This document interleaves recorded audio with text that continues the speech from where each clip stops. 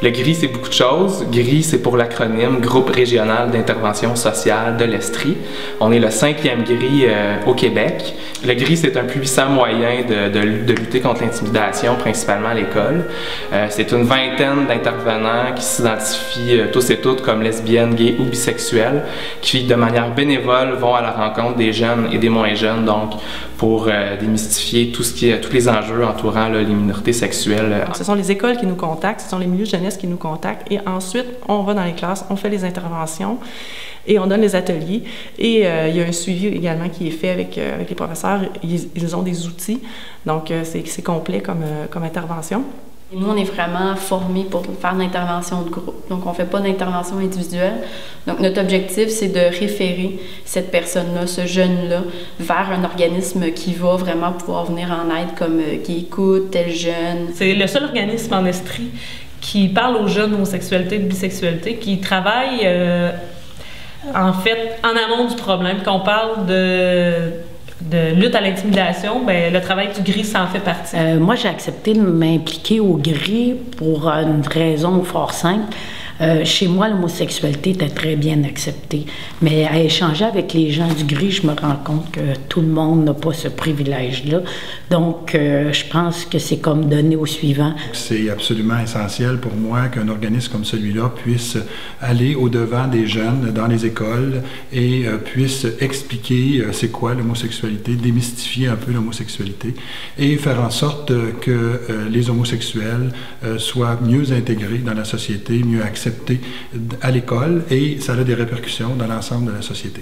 On a tendance à oublier, vu qu'on vit au Québec puis qu'on a l'impression qu'on est une société très libre, ouverte et accueillante, qu'il n'y a pas de travail à faire au niveau de l'homophobie.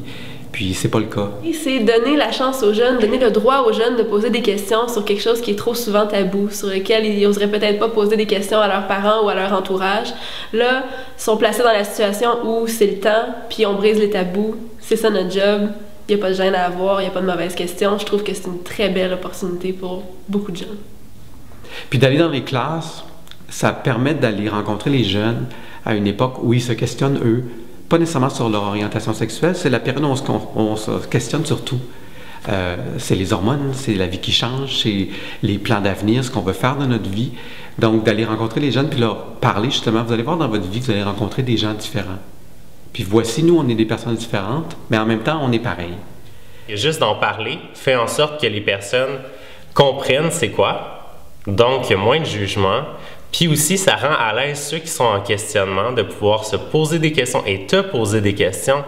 Puis à ce moment-là, de faire un peu plus de recherche. Si je pouvais aller éclairer quelqu'un qui a une tendance homophobe ou qui ne l'a pas, mais qui pourrait tomber là-dedans, entendre ce que moi j'ai vécu et ce que d'autres personnes ont vécu, puis de faire changer son opinion, puis de se dire, bien, on peut avoir des opinions différentes, mais ça ne veut pas dire qu'il faut taper sur la gueule du monde. Les mentalités sont en train de changer, ça c'est fantastique, mais il y a encore du chemin à faire, effectivement. Il y a encore trop de jeunes qui se sentent pas libres d'être eux-mêmes, pour plein de raisons. Moi, je pense c'est sûr que la question du suicide, c'est incontournable.